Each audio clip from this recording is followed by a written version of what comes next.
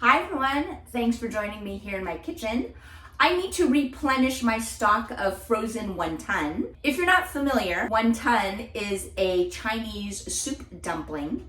Not soup dumpling as in shulongbao, where there's soup inside, but a dumpling that you often find in soups. I have been making wonton for pretty much my whole life, and I don't actually have a recipe, but I'll talk you through how I make wonton here at home so that I can keep a stash in my freezer and have it ready whenever I'm craving a nice bowl of wonton. So come eat with me, Lorianne Lee, as we make wonton. For today's batch of wonton that we're going to make to replenish my stash in the freezer, I have half a pound of ground pork. I have 1 pound of shrimp. Half of it I minced up into a fine paste, and half of it I have a rough chop. I have 3 shiitake mushrooms that have been hydrated and chopped up. I have about the same amount of bamboo shoots that I diced up, and approximately the same amount of green onions. This was 3 green onions. I had a little bit of cilantro left over in my refrigerator, so I chopped that up. I'm just using this because this is what I had in my refrigerator. And then I will be using a package of these Hong Kong style wonton wrappers. These are thinner than some other styles, so HK for Hong Kong style. Those are thin. And then as far as seasoning for this wonton, I'm using soy sauce, a little bit of fish sauce, just a touch of white pepper, and a splash of sesame oil. As far as special kitchen toys and equipment, you need nothing special. No special kitchen toys or special equipment for this. I do have a little teeny tiny bowl with water. I'm just gonna make 1 bunch to eat right now, and the rest I'm gonna freeze. So I have a rimmed baking dish with a piece of parchment paper, and that will help me lay out my filled wonton in a single layer. I'll freeze them individually. I'll put them in a large gallon-sized Ziploc bag. This is a prep it all, dump it in a bowl, and get filling. No special equipment needed. So here's a dried shiitake mushroom. It's hard, and I just put a bunch in water and let them rehydrate. And here's the rehydrated shiitake mushroom. Nice and soft, it's plumped up, it's pliable, bendy. And so I just trimmed off the stem, and now I have cut one into strips, and I'm turning those pieces parallel with the edge of the cutting board. And I'm just cutting these into little pieces. So here are some bite-sized shiitake mushrooms that started off as a hard, dehydrated mushroom. Next to prep are my bamboo shoots. I just bought a can of sliced bamboo shoots, but I want to make these into similar size pieces as my shiitake mushrooms. So all I'm doing is taking these slips of bamboo shoots and I'm cutting them into little strips. Again, I'm turning them 90 degrees so that they are running parallel to the edge of my cutting board. And now I have a nice little dice of bamboo shoots. So I didn't measure by weight. I just, to be honest, what I did was I poured the large can of bamboo shoots into a restorable container.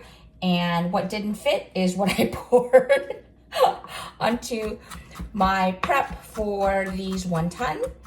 And so just eyeballing the ingredients that I have, I'm pretty much making equal parts green onion, shiitake mushroom, and bamboo shoots. I have half a pound of ground pork, and then I have 1 pound of shrimp. I took some raw shrimp from the freezer. I peeled them and I've separated half a pound in one container, and I'm about to chop up another half a pound, so a pound of shrimp total. Here I have some shrimp that have been rough chopped, and now I'm going to take 2 of my knives.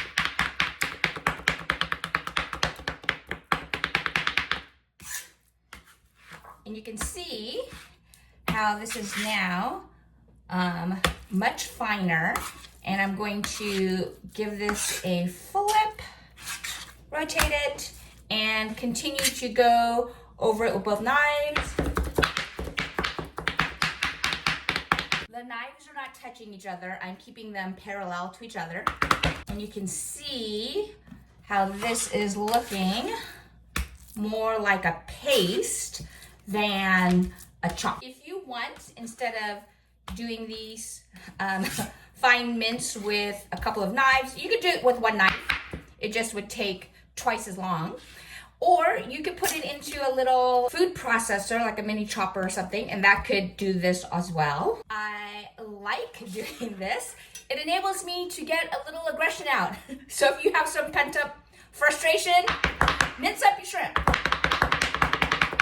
And then the other half of my shrimp, I'm just gonna do a rough chop. So for each of these jumbo shrimp, I'm gonna cut them approximately 9 pieces, about that size. I want a little bit more of a bite compared to the paste that we made. I want to provide a little more luxurious mouthfeel with these chunks of shrimp. If you buy smaller shrimp, like medium or large size, then you probably don't need to cut them in as many pieces. I buy the jumbo or the bag sometimes, depend. I buy whatever's on sale. So, but I only buy either the colossal or the jumbo. This particular bag was the extra jumbo, which were 16 to 20 per pound. 16 to 20 count. That means that in every pound of shrimp, you will find 16 to 20 of them in 1 pound. I buy the 2-pound bags when they're on sale. So either the colossal or the extra jumbo, and then I can cut them up into smaller pieces. This is one of those dump it all in a bowl and you're done type of recipes. I'm doing air quotes for recipes, but I have my half a pound of ground pork. I like 80-20 because I like the fattiness. I have half a pound of shrimp that I minced up into a paste. Half a pound of shrimp that I did a rough chop. 3 shiitake mushrooms, rehydrated and chopped. Let's see. I want to say this is about 1/4 cup. This was 3 green onions.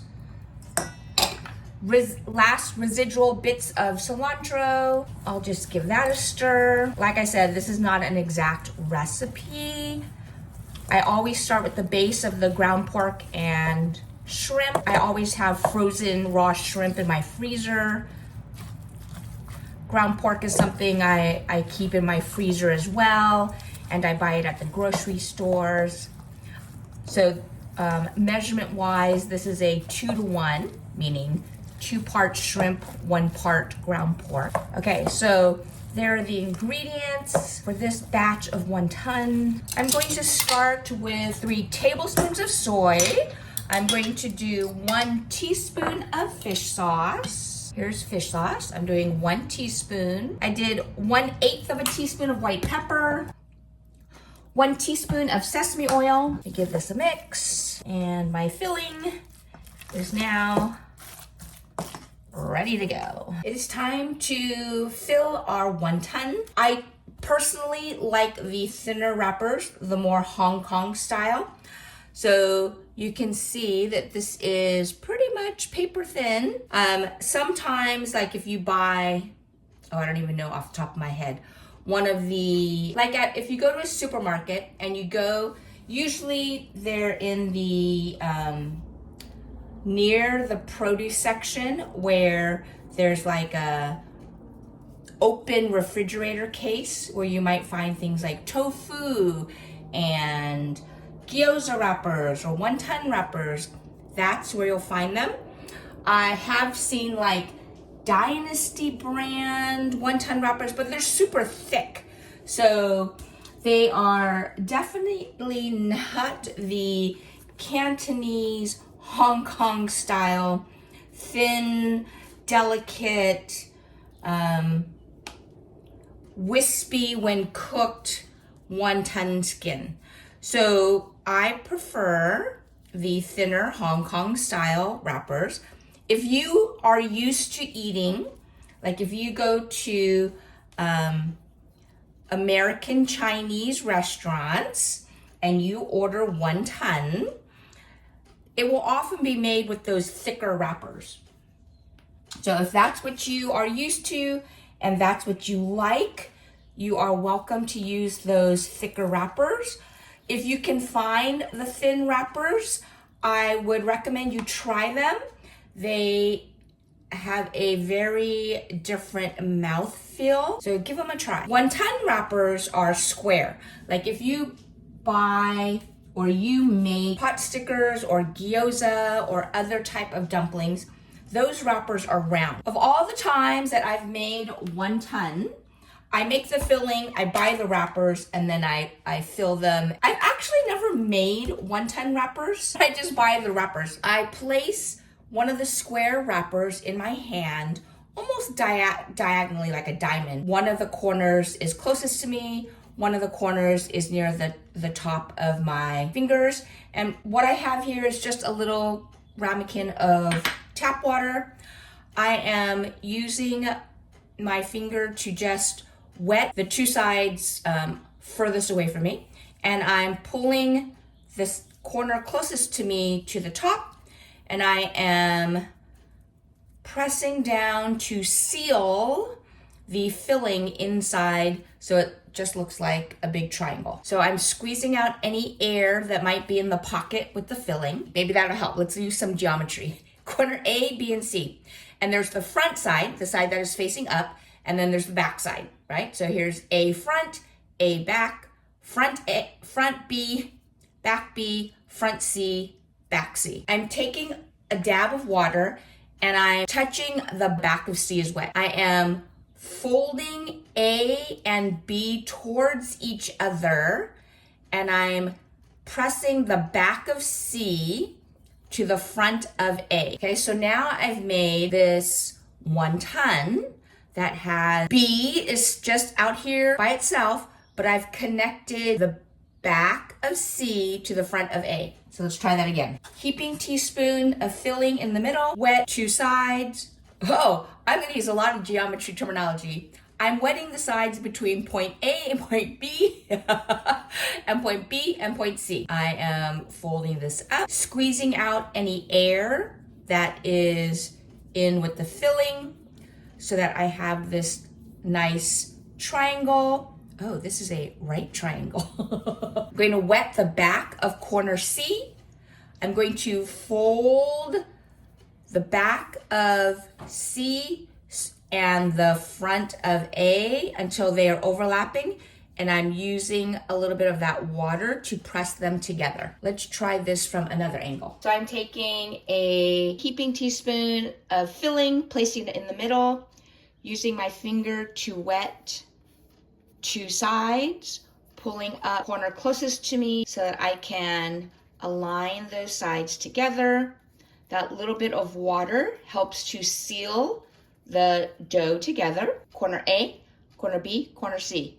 Front of C, front of B, front of A.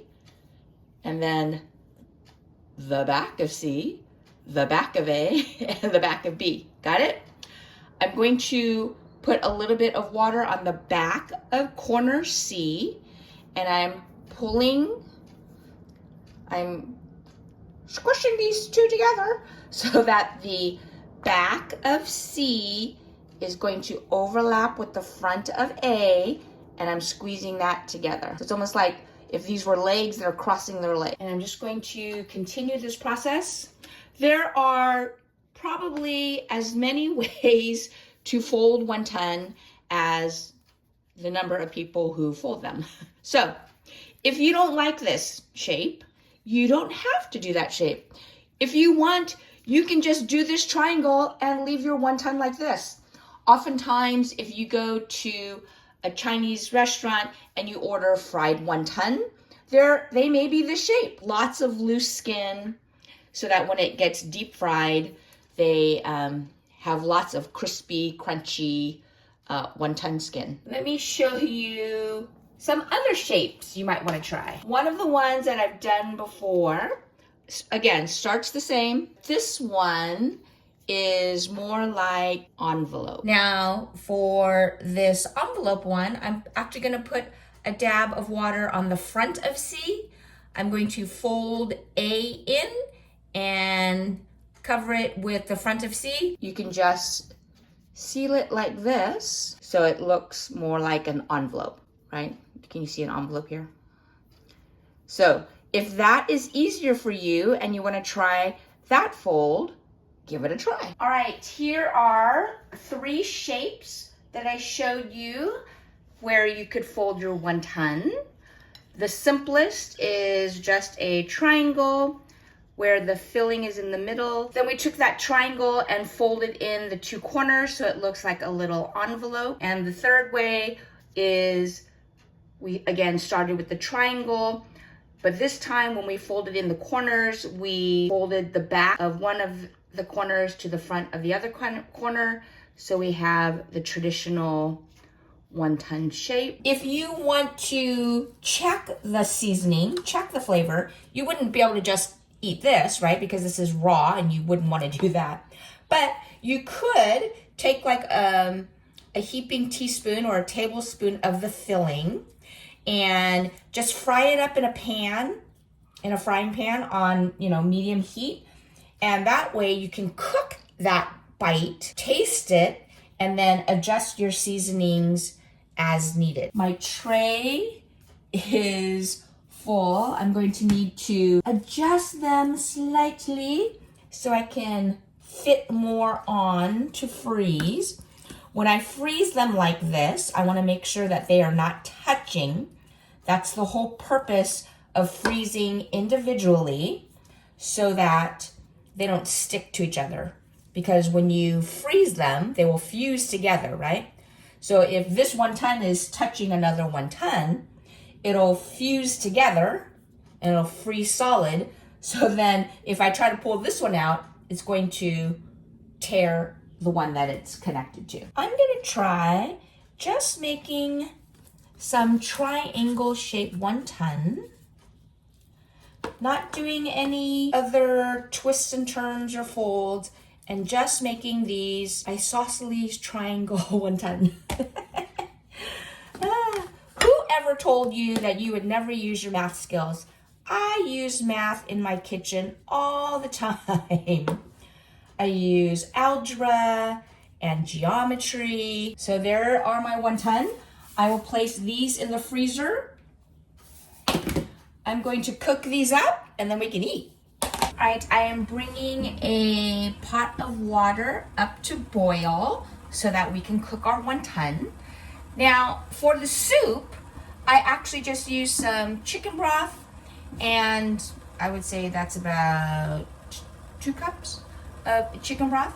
And I'm going to add 2 slices of ginger that I had in my refrigerator because I love the flavor of ginger broth. So chicken broth, ginger, I'm going to do not even an 1/8. I'm not even putting in an 1/8 of a teaspoon. I just did 2 tiny little shakes. See that white pepper? That's how much white pepper I'm putting. All right, my water has come up to a boil. Let me turn on the fan now, sorry. Because our wonton are fresh, these are going to cook very quickly. So I'm just placing them in the water. Oh, I forgot to tell you, I did salt the water. Not salty like making pasta where you want it like ocean water, but definitely salted water. The wonton are on the bottom, so I'm just giving it a stir so they don't stick.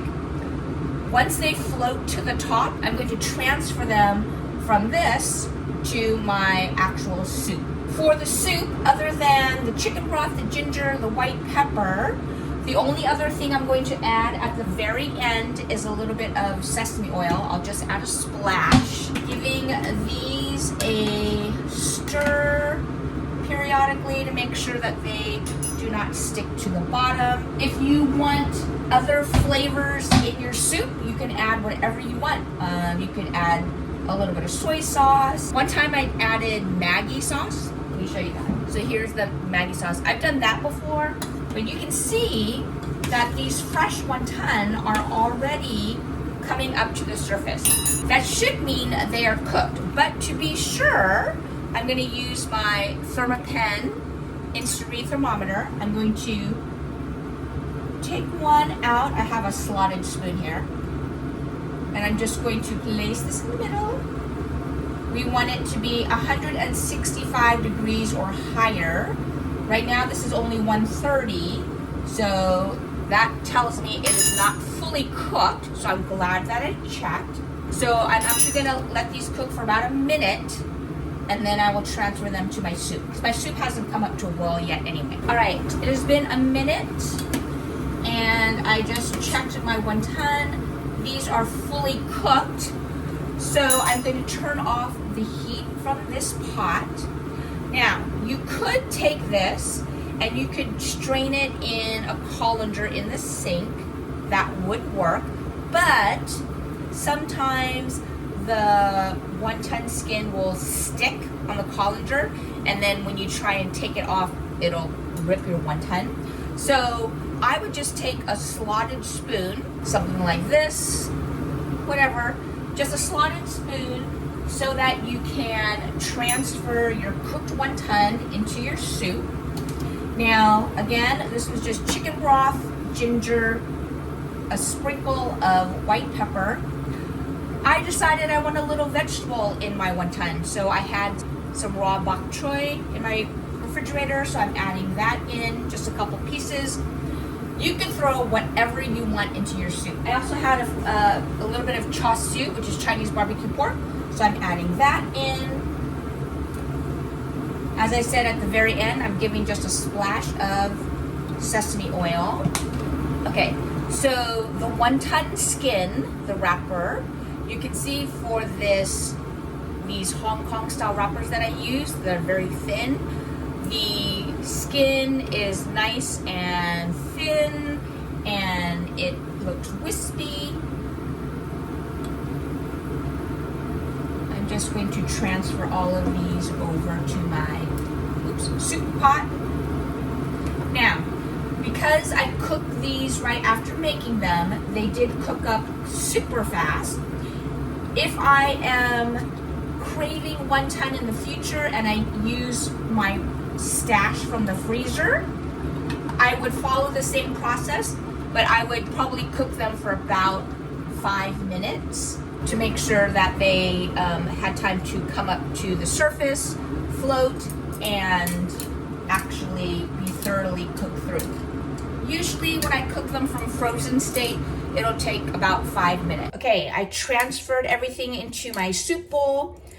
So what you want to do is don't forget to take out those pieces of ginger. I had cooked this soup with 2 pieces of ginger, so I'm taking those out. I don't want you to bite into that. And then the other thing that I added in, I always have green onions, and so I threw in some green onions. You can put whatever you want in the filling, and as far as accoutrements in your soup, you could just eat it plain if you want. But I tend to like a lot of stuff, so I threw in that bok choy into my soup. Don't need to cook it for a long time, just enough so that it's not raw, but I still like a lot of crunch. I had a little bit of char siu in my refrigerator, so I threw some of that in. I could throw in some bamboo shoots, baby corn, American broccoli, whatever you have. you can add. I gotta say, actually, the shape of these wonton that are just a triangle, they turned out good. They look they look good. I like that there's a lot of this loose wrapper skin because I like that silky texture. I like how these turned out. Okay, let me take a bite.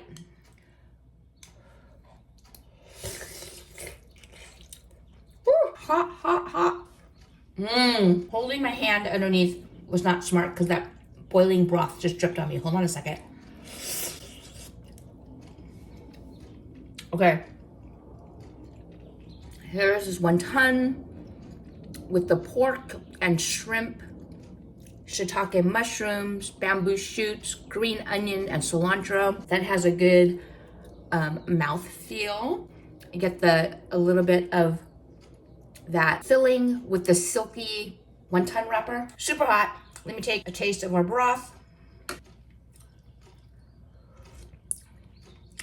Yum. Definitely, when I make soup, just a simple broth with canned chicken broth and ginger root, it is delicious. And just a sprinkling of white pepper. That, to me, is good classic soup.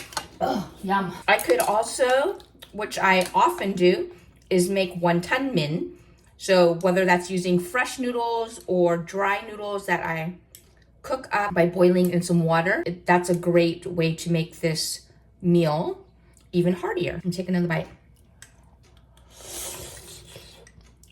Yum. This is why I always make a batch of wonton to keep in my freezer. This way, anytime I'm craving wonton, I have it ready in my freezer. I can just pull it out, cook them in some boiling water, throw together a quick soup, and I've got a hearty, comforting, delicious meal. Oh, these are so good. And like I said, no exact recipe. Use whatever I happen to have. I always start with the base of ground pork and chopped up shrimp. Sometimes I make it without shiitake mushrooms. I happen to have some rehydrated, so that's why I use those. I always put green onions. If I happen to have cilantro, I use that. This time I had some bamboo shoots, so I added those in. I do like the texture of those bamboo shoots in there. Adds a little bit more crunch. You could put water chestnuts if you want even more crunch, but definitely the base of my wonton is always pork, shrimp, green onion, and then whatever else I want. Flavorings, seasoning, always majority soy sauce, a little bit of fish sauce, touch of white pepper, a little bit of sesame oil. Delicious. If you like the Taiwanese style wonton, where it's just the wonton and then tossed in like a chili oil, you could do that. You could deep fry the wonton and then add them into soup. You could deep fry the wonton and just enjoy them as is. So many ways to enjoy these wonton. Definitely try the Hong Kong style wonton wrappers. Those are the thin ones. Those really give it this thin, wispy, silky mouthfeel. Wow, those wonton turned out really good. I am especially pleased, surprisingly, that the fold with just one fold and having the wonton in a triangle shape, I really like the way those feel in my mouth. I think that may be my new go-to shape for wonton. I'll have to see how they turn out after they're oh wait.